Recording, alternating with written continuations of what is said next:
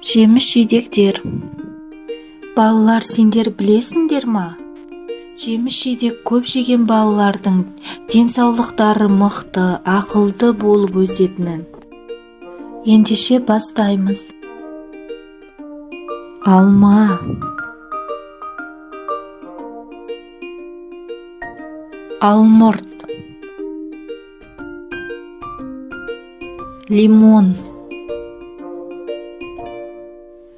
құлпынай,